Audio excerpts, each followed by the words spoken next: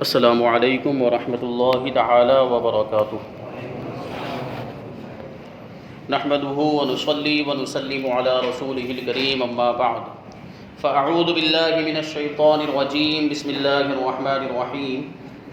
ان اللہ وملائکته یصلون علی النبی یا ایہا الذین آمنوا صلوا علیہ وسلموا تسلیما اللهم صل علی سیدنا ومولانا محمد معدن الجود والکرم وآلہ الکرام وابنہ الکریم وبارک وسلم صلاۃ وسلاما علیک یا رسول اللہ صلی اللہ تعالی علیہ وسلم۔ عزیزان ملت اسلامیہ، جنگ بدر کا بیان جاری ہے جو اسلام کی ایک عظیم الشان جنگ ہے۔ اس کا سبب بیان کیا گیا کہ کس وجہ سے یہ جنگ ہوئی۔ تو عمرو بن حضرمی کو مسلمانوں نے قتل کر دیا تھا، اسی طریقے سے کچھ اور لوگوں کو مسلمانوں نے قتل کر دیا تھا، اور ان کا انتقام لینے کے لیے مکے والوں میں اور کفار قریش کے درمیان ایک جوش تھا، خون کا بدلہ خون سے ہم لے کر رہیں گے۔ تو اس وجہ سے یہ جنگ ہوئی ہے، جنگ بدر۔ اور پھر مسلمان مدینہ منورہ سے ابو سفیان جو قافلہ لے کر گئے تھے، وہ ملک شام سے وہ قافلہ واپس ہونے والا تھا، تو مسلمانوں نے یہ منصوبہ بنایا تھا کہ جب یہ قافلہ مدینہ منورہ کے قریب سے گزرے گا تو اسے لوٹ لیا جائے۔ تو اسی ارادے سے مسلمان مدینہ منورہ سے نکلے تھے، اور پھر کس طریقے سے کافروں کا سامنا ہو گیا، جنگ بدر یہ کیسے ہوئی، بدر کے میدان میں کیسے آمنا سامنا ہوا، وہ ساری باتیں یہاں سے۔ جب مکہ میں یہ خوفناک خبر پہنچی تو اس قدر ہلچل مچ گئی، یعنی مسلمانوں کی تیاری کے بارے میں۔ مسلمان جو تیاری کر کے نکلے تھے 313 کی تعداد میں، یہ خبر جب مکہ میں پہنچی تو مکہ میں ہلچل مچ گئی، اور ایسی ہلچل مچ گئی کہ مکے کا سارا امن و سکون غارت ہو گیا۔ تمام قبائل قریش اپنے گھروں سے نکل پڑے۔ سرداران مکہ میں سے صرف ابو لہب اپنی بیماری کی وجہ سے نہیں نکلا، اس کے سوا تمام رؤسائے قریش یعنی قریش کے جو بڑے بڑے سردار تھے وہ پوری طرح مسلح ہو کر یعنی ہتھیار بند ہو کر نکل پڑے۔ اور چونکہ مقام نخلا کا واقعہ بالکل ہی تازہ تھا، جس میں عمرو بن حضرمی مسلمانوں کے ہاتھوں سے مارا گیا تھا اور اس کے قافلے کو مسلمانوں نے لوٹ لیا تھا، اس لیے کفار قریش جوش انتقام میں آپے سے باہر ہو رہے تھے۔ 1000 کا لشکر جرار، جس کا ہر سپاہی پوری طرح مسلح بلکہ دوہرے ہتھیار ڈبل ہتھیار پہنے ہوئے، فوج کی خوراک کا یہ انتظام تھا کہ قریش کے مالدار لوگ یعنی عباس بن عبد المطلب، عتبہ بن ربیعہ، حارث بن عامر، نضر بن حارث، ابو جہل اور امیہ وغیرہ باری باری سے روزانہ 10 اونٹ ذبح کرتے تھے اور پورے لشکر کو کھلاتے تھے۔ یہ کفار قریش کا معاملہ تھا، اور کھانے کا ایسا انہوں نے انتظام کیا کہ روزانہ 10 اونٹ ذبح کیے جاتے تھے 1000 لوگوں کے لیے۔ عتبہ بن ربیعہ جو قریش کا سب سے بڑا رئیس اعظم تھا، اس پورے لشکر کا سپہ سالار تھا۔ اس طرح یہ کفار کی تیاریاں تھیں، اور یہ کفار اس طریقے سے مسلمانوں کے مقابلے میں آئے۔ ابو سفیان جب عام راستے سے مڑ کر ساحل سمندر کے راستے پر چل پڑا، سمندر کے کنارے سے جو مدینہ منورہ سے جو راستہ گزرتا تھا وہ راستہ چھوڑ کر سمندر کے کنارے سے وہ قافلہ لے کر ابو سفیان جانے لگا، اور خطرے کے مقامات سے بہت دور پہنچ گیا، اور اس کو اپنی حفاظت کا پورا اطمینان ہو گیا۔ تو اس نے قریش کو ایک تیز رفتار قاصد کے ذریعے خط بھیج دیا کہ تم لوگ اپنے مال اور آدمیوں کو بچانے کے لیے اپنے گھروں سے ہتھیار لے کر نکل پڑے تھے، اب تم لوگ اپنے اپنے گھروں کو واپس لوٹ جاؤ، کیونکہ ہم لوگ مسلمانوں کی یلغار اور لوٹ مار سے بچ گئے ہیں، اور جان و مال کی سلامتی کے ساتھ ہم مکہ پہنچ رہے ہیں۔ یہ ابو سفیان نے خط لکھ کر بھیج دیا، اور اپنی سلامتی کا اور اپنی حفاظت کا تذکرہ اس نے خط میں کیا کہ اب ہم محفوظ ہیں، اب ہمیں کسی طرح کا کوئی خطرہ نہیں ہے مسلمانوں کی جانب سے۔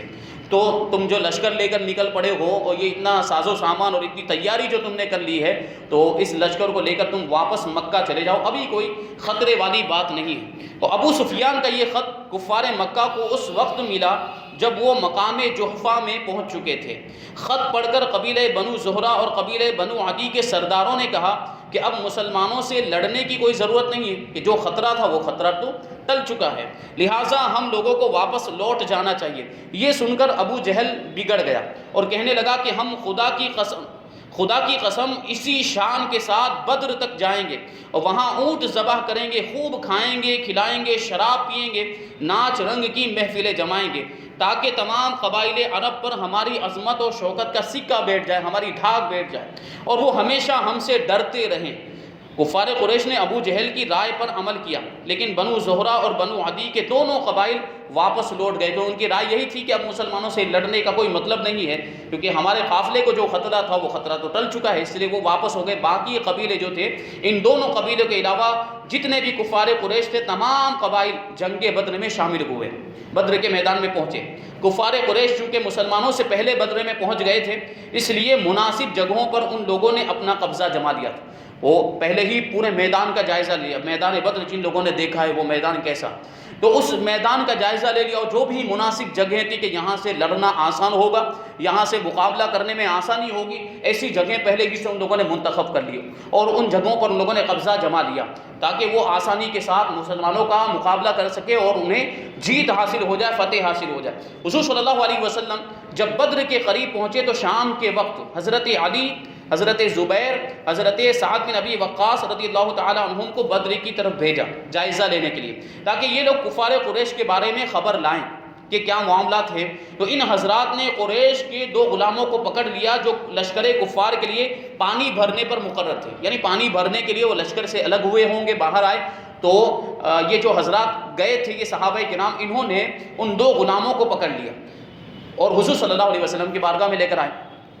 حضور صلی اللہ علیہ وسلم نے ان دونوں غلاموں سے دریافت فرمایا کہ بتاؤ اس قریشی فوج میں قریش کے سرداروں میں سے کون کون آیا ہوا ہے؟ تو دونوں غلاموں نے بتایا کہ عتبہ بن ربیعہ، شیبہ بن ربیعہ، ابو البختری، حکیم بن حزام، نوفل بن خویلد، حارث بن عامر، نصر بن حارث، زمعہ بن اسود، ابو جہل بن ہشام، امیہ بن خلف، سہیل بن عمرو بن عبد ود، عباس بن عبد المطلب وغیرہ سب اس لشکر میں موجود ہیں۔ یہ بڑے بڑے قریش کے سردار تھے جو اس لشکر کے اندر موجود تھے۔ یہ فہرست سن کر حضور صلی اللہ علیہ وسلم نے اپنے اصحاب کی طرف متوجہ ہو کر ارشاد فرمایا کہ مسلمانوں سن لو، مکہ نے اپنے جگر کے ٹکڑوں کو تمہاری طرف ڈال دیا ہے۔ یہ مکے کے بڑے بڑے سردار تھے، مکہ کے اندر ان کا ایک عہدہ تھا، ایک مقام و مرتبہ، بڑی شرافت والے مانے جاتے تھے۔ ایسے بڑے بڑے سردار میدان جنگ میں مسلمانوں کے مقابلے کے لیے آ گئے تھے، تو حضور صلی اللہ علیہ وسلم نے خاص طور پر اپنے صحابہ کو اس طرف متوجہ کیا کہ دیکھو مکہ کے بڑے بڑے سردار تمہارے مقابلے کے لیے آئے، تو ہماری تیاری بھی ویسی ہونی چاہیے۔ تو حضور صلی اللہ علیہ وسلم نے جب بدر میں نزول فرمایا، جب مقام بدر میں اترے تو ایسی جگہ پڑاؤ ڈالا کہ جہاں نہ کوئی کنواں تھا نہ کوئی چشمہ، اور ظاہر سی بات ہے جب جنگ ہوتی ہے تو پانی کی بہت زیادہ ضرورت پڑتی ہے۔ جنگ کے موقع پر اگر گرمی کا موسم ہو اور دھوپ ہو، پھر عرب جیسا گرم ملک ہے تو وہاں پانی کی پیاس لگے گی، اگر تو پانی کی ضرورت پیش آئے گی۔ جنگ کے موقع پر اگر کوئی زخمی ہو جاتا ہے تو زخم وغیرہ کو دھونے کے لیے پانی کی ضرورت پیش آتی ہے، جانوروں کو پلانے کے لیے، اور پھر اگر نماز کا وقت آ جاتا ہے تو وضو کرنے کے لیے بھی پانی کی ضرورت پیش آتی ہے۔ مسلمان کو تو نماز کے لیے وضو کرنا پڑتا ہے تو اس کے لیے پانی کی ضرورت پیش آتی ہے۔ تو حضور صلی اللہ علیہ وسلم نے ایسی جگہ پڑاؤ ڈالا تھا جہاں نہ کوئی کنواں تھا نہ کوئی چشمہ پانی کا، اور وہاں کی زمین اتنی ریتیلی تھی کہ گھوڑوں کے پاؤں زمین میں دھنستے تھے۔ یہ دیکھ کر حضرت حباب بن منذر رضی اللہ تعالیٰ عنہ نے عرض کیا، یا رسول اللہ صلی اللہ تعالیٰ علیہ وسلم، آپ نے پڑاؤ کے لیے جس جگہ کو منتخب فرمایا ہے، جس جگہ کو آپ نے چنا ہے، یہ وحی کی روح سے ہے یا فوجی تدبیر ہے؟ انہوں نے پوچھا، کیونکہ صحابہ کرام یہ جانتے تھے کہ حضور صلی اللہ علیہ وسلم کے جو فیصلے ہوتے ہیں اکثر و بیشتر یہ وحی الہی ہوا کرتی، اللہ تبارک و تعالیٰ کی طرف سے حکم ہوتا ہے کہ ایسا کرو، تب نبی پاک صلی اللہ علیہ وسلم کرتے ہیں۔ تو صحابی رسول حضرت حباب ابن منذر جو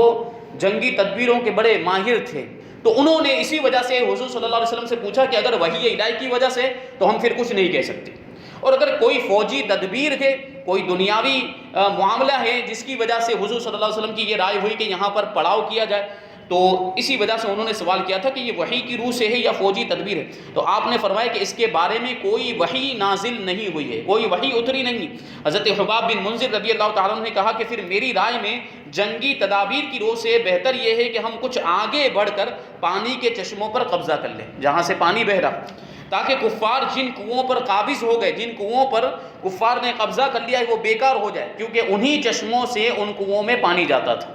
جو چشمے بہتے ہیں، زمین میں سے چشمے نکلتے ہیں پانی کے، یا پہاڑوں میں سے جو چشمے نکلتے ہیں، تو وہی چشمے بہہ کر ان کنوؤں کے اندر پہنچتے تھے، اور وہ کنویں اسی سے جو ہے کہ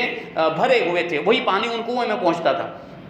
تو حضرت خباب نے یہ مشورہ دیا کہ جنگی تدبیر کے مطابق ایسا ہونا چاہیے، تو حضور صلی اللہ علیہ وسلم نے ان کی رائے کو پسند فرمایا اور اسی پر عمل کیا گیا۔ خدا کی شان کہ بارش بھی ہو گئی، جس سے میدان کی گرد اور ریت جم گئی، جس پر مسلمانوں کے لیے چلنا پھرنا آسان ہو گیا، اور کفار کی زمین پر کیچڑ ہی کیچڑ ہو، کیونکہ وہ نیچے نشیبی زمین تھی، اور جس کی وجہ سے یہاں کا جو بھی پانی تھا وہ سب پانی بہہ کر وہاں پہنچ گیا، اور ان کی زمین میں کیچڑ ہی کیچڑ ہو گیا، تو جس سے ان کے چلنے پھرنے میں دشواری ہو گئی۔ اور مسلمانوں نے بارش کا پانی روک کر جا بجا حوض بھی بنا لیے، تالاب، چھوٹے چھوٹے تالاب بنا لیے، تاکہ یہ پانی غسل اور وضو کے کام آئے۔ اسی احسان کو خداوند عالم نے قرآن مجید میں اس طرح بیان فرمایا کہ وَيُنَزِّلُ عَلَيْكُم مِّنَ السَّمَاءِ مَاءً لِيُطَهِّرَكُم بِهِ، اور خدا نے آسمان سے پانی برسا دیا تاکہ وہ تم لوگوں کو پاک کرے۔ اس احسان کا ذکر کیا۔ اللہ تبارک و تعالیٰ نے جنگ کے موقع پر اس طریقے سے بارش فرمائی، وہ زمین جو ریتیلی زمین تھی جس میں گھوڑوں کے پاؤں دھس جایا کرتے تھے، اب وہ زمین جم گئی تو اس میں چلنا پھرنا آسان ہو گیا۔ پھر حوض بنا لیے تو وضو کے کام آنے لگا، وہ پانی غسل کے کام آنے لگا، پینے کے بھی کام آنے لگا۔ یہ مدد اللہ تبارک و تعالیٰ نے فرمائی۔ اب آگے دیکھیں، 17 رمضان ہجری 2 جمعہ کی رات تھی،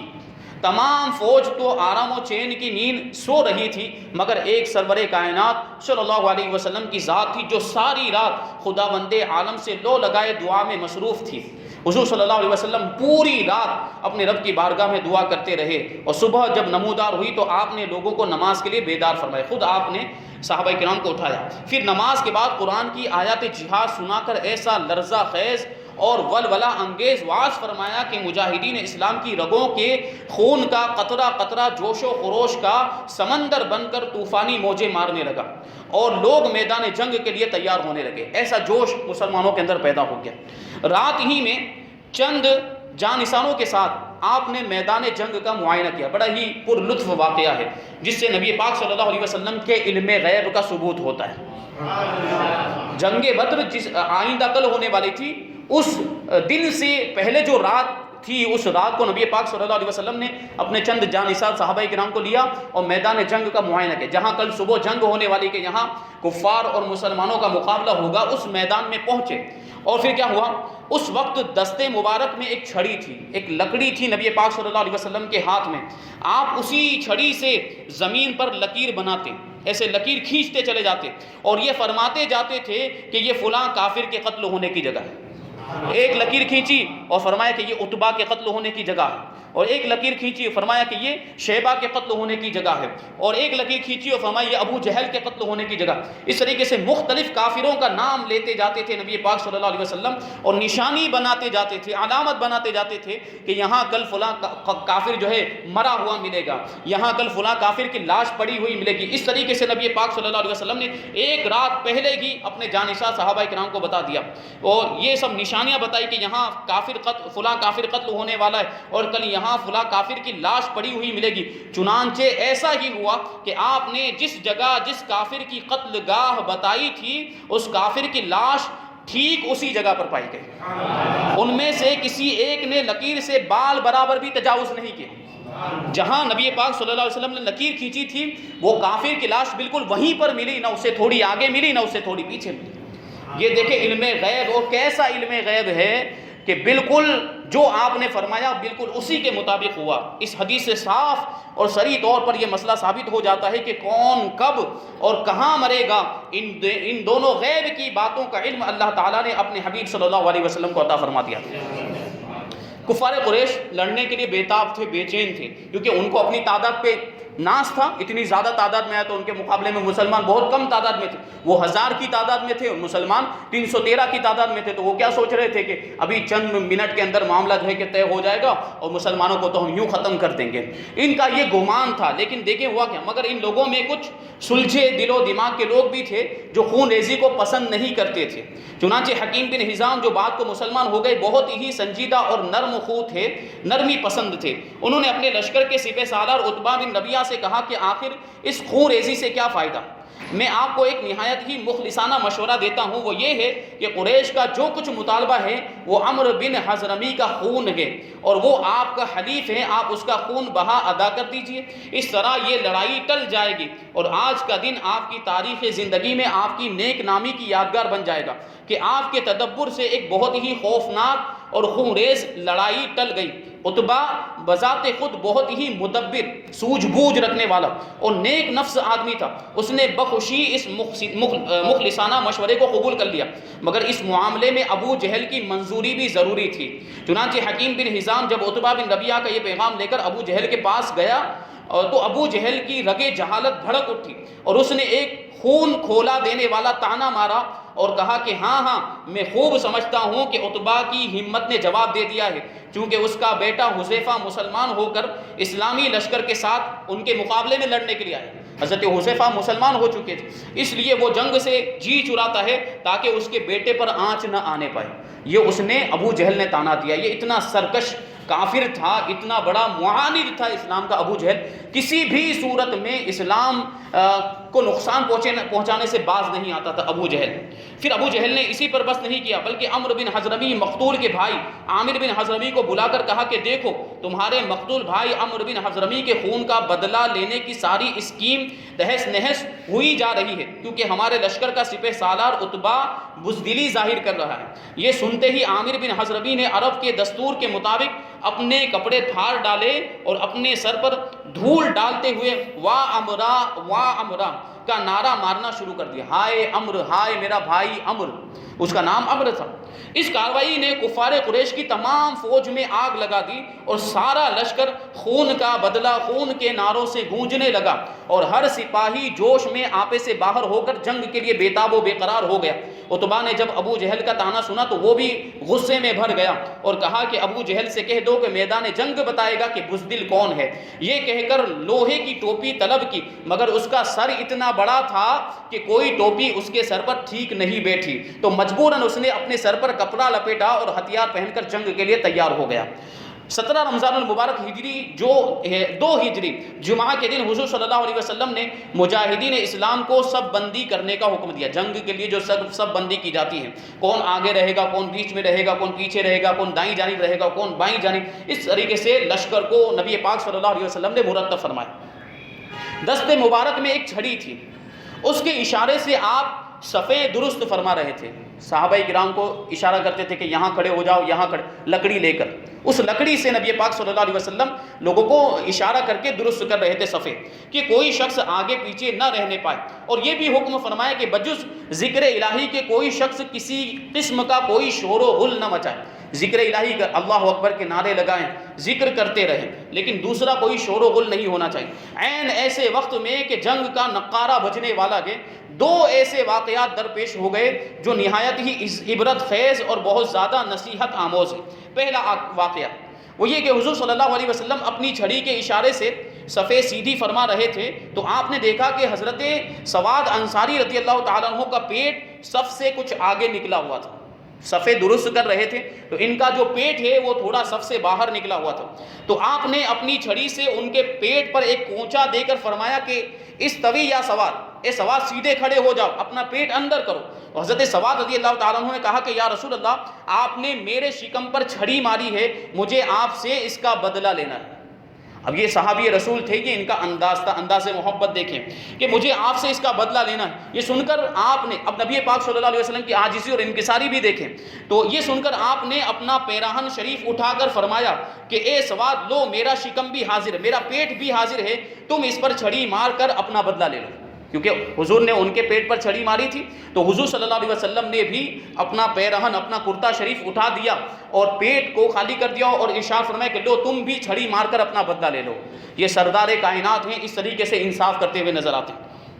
حضرت سواد رضی اللہ تعالیٰ عنہ نے دوڑ کر آپ کے شکم مبارک کو چوم لیا اور یہی ان کا مقصد تھا، بدلہ لینا مقصد نہیں تھا۔ ان کا مقصد یہ تھا کہ میں یہ مبارک شکم کو چوم لوں گا تو پھر میرے ہونٹوں کو جہنم کی آگ نہیں جلا سکتی۔ اور پھر نہایت ہی والہانہ انداز میں انتہائی گرم جوشی کے ساتھ آپ کے جسم اقدس سے لپٹ گئے۔ آپ نے ارشاد فرمایا کہ اے سواد، تم نے ایسا کیوں کیا؟ تو عرض کیا یا رسول اللہ میں اس وقت جنگ کی صف میں اپنا سر ہتھیلی پر رکھ کر کھڑا ہوں، شاید میری موت کا وقت آ گیا ہو، اس وقت میرے دل میں اس تمنا نے جوش مارا کہ کاش مرتے وقت میرا بدن آپ کے جسم اطہر سے چھو جائے۔ یہ سن کر حضور صلی اللہ علیہ وسلم نے حضرت سواد رضی اللہ تعالیٰ عنہ کے اس جذبہ محبت کی قدر فرماتے ہوئے ان کے لیے خیر و برکت کی دعا فرمائی، اور حضرت سواد رضی اللہ تعالیٰ عنہ نے دربار رسالت میں معذرت کرتے ہوئے اپنا قصاص یعنی جو بدلہ لینا تھا وہ معاف فرما دیا، اور تمام صحابہ کرام حضرت سواد رضی اللہ تعالیٰ عنہ کی اس عاشقانہ ادا کو حیرت سے دیکھتے ہوئے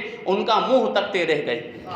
اب ہمارا ایمان یہ کہتا ہے کہ چونکہ انہوں نے نبی پاک صلی اللہ علیہ وسلم کے جسم اطہر کو اپنے جسم سے لگایا تھا تو اب ان کے جسم کو جہنم کی آگ جلا نہیں سکتی۔ یہ ایک واقعہ ایسا پیش آیا۔ اس کے بعد ہے اتفاق سے حضرت حذیفہ ابن یمان اور حضرت ابو حسین رضی اللہ تعالیٰ عنہما یہ دونوں صحابی کہیں سے آ رہے تھے، راستے میں کفار نے ان دونوں کو روکا کہ تم دونوں بدر کے میدان میں محمد صلی اللہ علیہ وسلم کی مدد کرنے کے لیے جا رہے ہو، تو ان دونوں نے انکار کیا اور جنگ میں شریک نہ ہونے کا عہد اور وعدہ کیا۔ چنانچہ کفار نے ان دونوں کو چھوڑ دیا۔ جب یہ دونوں بارگاہ رسالت میں حاضر ہوئے اور اپنا واقعہ بیان کیا تو حضور صلی اللہ علیہ وسلم نے ان دونوں کو لڑائی کی صفوں سے الگ کر دیا اور ارشاد فرمایا کہ ہم ہر حال میں عہد کی پابندی کریں گے، ہم کو صرف خدا کی مدد درکار ہے۔ چونکہ وہ کفار سے وعدہ کر کے آئے تھے کہ ہم جنگ میں نہیں آئیں گے، یہ دونوں صحابی رسول کفار سے عہد کر کے آئے تھے، تو اب جنگ میں شامل ہو رہے تھے تو نبی پاک صلی اللہ علیہ وسلم نے فرمایا کہ نہیں، یہ تو عہد شکنی ہو جائے گی، وعدہ خلافی ہو جائے گی، تم دونوں الگ ہو جاؤ۔ یہ دیکھیں وعدے کی پابندی، سامنے کفار کا مقابلہ ہے اور جنگ کے موقع پر دھوکہ دینا بھی جائز ہوتا ہے، لیکن اس کے باوجود نبی پاک صلی اللہ علیہ وسلم نے ارشاد فرمایا کہ ہمیں عہد کی پابندی کرنی ہے اور ہم کو تو صرف اللہ کی مدد چاہیے۔ ناظرین کرام غور کیجئے، دنیا جانتی ہے کہ جنگ کے موقع پر خصوصاً ایسی صورت میں جبکہ دشمنوں کے عظیم الشان لشکر کا مقابلہ ہو، ایک ایک سپاہی کتنا قیمتی ہوتا ہے، مگر تاجدان دو عالم صلی اللہ علیہ وسلم نے اپنی کمزور فوج کو دو بہادر اور دو جانباز مجاہدوں سے محروم رکھنا پسند فرمایا، مگر کوئی مسلمان کسی کافر سے بد عہدی اور وعدہ خلافی کرے اس کو گوارا نہیں فرمایا۔ اللہ اکبر! اے اقوام عالم کے بادشاہو، للہ مجھے بتاؤ کہ کیا تمہاری تاریخ زندگی کے بڑے بڑے دفتروں میں کوئی ایسا چمکتا ہوا ورق بھی ہے؟ اے چاند و سورج کی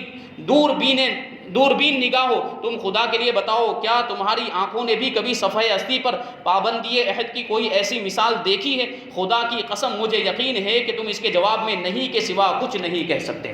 یہ انصاف اور عدل کے تقاضوں کو نبی پاک صلی اللہ علیہ وسلم نے اس طریقے سے پورا فرمایا۔ پھر کس طریقے سے اس کے بعد دونوں لشکر آمنے سامنے ہوئے، نبی پاک صلی اللہ علیہ وسلم نے کون سی دعا فرمائی تھی میدان جنگ کے اندر، اور لڑائی کس طریقے سے شروع ہوئی، اور اس کے بعد کے کچھ واقعات انشاءاللہ تبارک و تعالیٰ آگے بیان کیے جائیں گے۔ اللہ تبارک و تعالیٰ ہم سب کو عمل کی توفیق عطا فرمائے۔ وما علینا الا البلاغ۔